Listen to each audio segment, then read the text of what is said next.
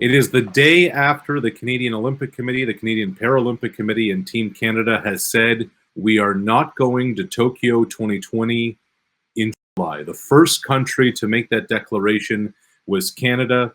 The chef de mission for Tokyo 2020, McBean, a three-time Olympic gold medalist. She makes some time with us now from her home. Marnie, what a crazy time to be alive. From your standpoint, when did the conversations go from monitoring the situation to identifying the scenarios to ultimately coming down to the decision that was delivered on Sunday? Like everyone, we've been watching the global situation becoming a pandemic. That was, if we're talking timelines, certainly when the world had announced that it was a pandemic, that's going to escalate our conversation. We continue to work with the International Olympic Committee, but we are waiting for the most recent statement from that came out. It escalated our messaging. At first, the global feeling was maybe the IOC was dragging their feet, and then they sort of came forward with sort of a more forward, like, we're looking at different scenarios. And then yesterday, when they came through with an announcement going, yes, it was a very positive opening to their statement in that the IOC is committed to not canceling the Tokyo Olympic Games. And in their next breath, they said that they would get back to us, they would get back to the world in 4 weeks with solutions for a possible postponement. And it was the word, and I'm paraphrasing, but it was the word possible that really threw up some red flags for the conversation in Canada. And we wanted to give our athletes clear language that allowed them to be training, not even training in a safe environment, because with July 24th still on the table, even though we were asking our athletes, go home, stay home, with July 24th on the table, we knew they would still be trying to figure out how to train for the Olympics. And that's really hard to do, when you're bench pressing a couch or, doing stairs on your stairs. That's staying fit. That's not training for the Olympics. And so in a conversation, we rapidly got together some conversations with our athletes commission.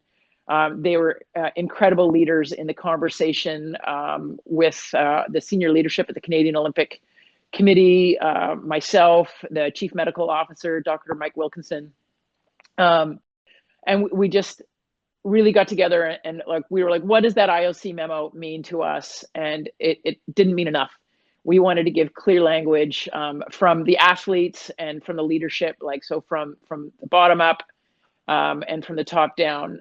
Everybody wanted clear statements on what it meant. And we wanted to give people a clear direction that the priority and our obligation right now as Canadians is to be staying home, to be social distancing, to be self-isolating, self-quarantining where appropriate, and to do all this to lower the curve and to protect our most vulnerable. And while sport is a passion and we define ourselves as athletes, we are first and foremost Canadians, and sport needs to take a bit of a back seat at this point. Flags coming out of that IOC statement yesterday, and the word possible. Again, I'm paraphrasing that. Sure, possible, but yeah. What are the red flags here, Marnie? Just for what we know right now, it's not safe for our athletes to be training. Sure. Most of our athletes no Canadians, we don't have access to clubs and sport clubs and stuff like that.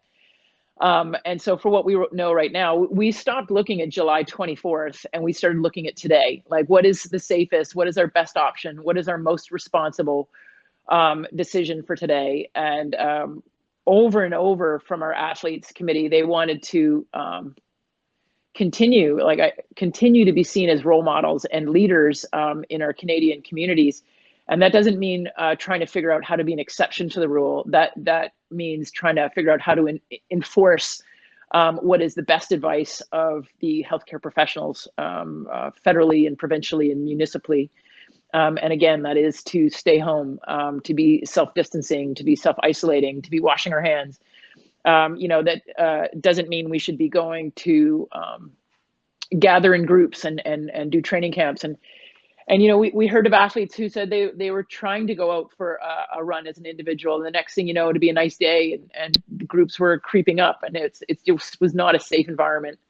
And so in taking the position that we did, as a collective, and taking the position as an athletes commission, as the Canadian Olympic team, as the Canadian Paralympic team, we give our athletes permission to stand down from their training for the short future. Hopefully we will be under advisement when the infection rate starts coming down to a low enough level that we feel it's safe to go out and compete in safe environments. That's chef de mission Marnie. That's parent Marnie speaking, who understands how the world works a little bit more now. Let's go back to 1992, when 24-year-old Marnie, 3-4 months out of Barcelona, where she won 2 Olympic gold medals, is preparing. How do you think she would have handled this news? It is so hard, right? Like, it's easy to get emotional even thinking about that. It is so hard to think that, this perfect plan you've had, your periodization that's been going on for years. I could have told you that I knew I was going to compete on, Saturday, July in 92. I still know, I think it was Saturday, July 28th at 10:20. There was going to be 6 lanes. I could have taken a good guess at who was going to be in the lanes, right? I knew what my purpose was every morning for years, and to be told that date's not on the table anymore, that it's kind of in question. The words that we've heard from some of the athletes is broken, devastated, crushing.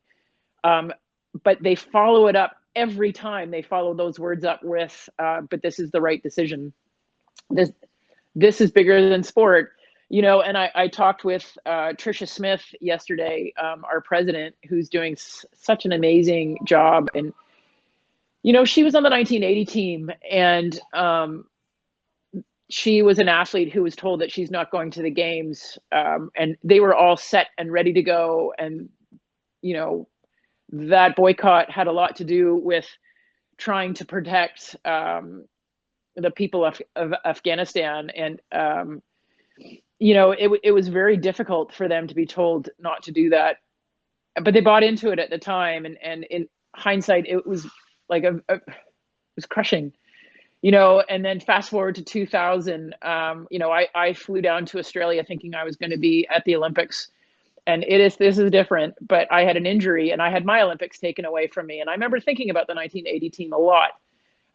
So I didn't get to race in Sydney. I was a single sculler. I had been winning, in the year and a half leading up to that, I'd been winning super distance, like 9K races and 400-meter races. I just had to figure out how I was going to do in a 2K race.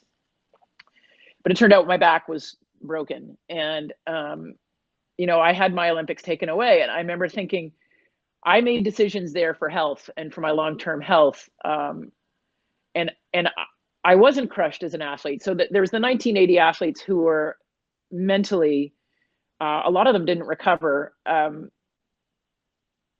because of how they saw it. And for me, it was a really healthy decision. And mentally, I knew I'd make the right decision. And this team we have is somewhere in the middle. But I think our athletes, and we're not talking about a boycott or canceling. Right now, it's a postponement. We're doing everything, and that was a really long answer. I'm sorry. It's a whirlwind of emotions, so personal for us. But it's not easy. It's not easy. It was not easy for anyone to come to the unanimous decision that we did yesterday, which was incredible. Because we know it's a really massive decision. But at the same time, it's a really simple decision because lives are at stake. We're running out of time here, Marnie, but I wanted to ask you this. The Australian Olympic Committee suggested to its athletes that 2021 is likely what they should be preparing for. What is your thought on that timeline? How do you envision, and I know it's very hypothetical, how do you envision this potentially shaking down? Well, I wouldn't mind being the chef de mission for Tokyo 2021. Sure. But the priority is to make sure all the infection rates have come down.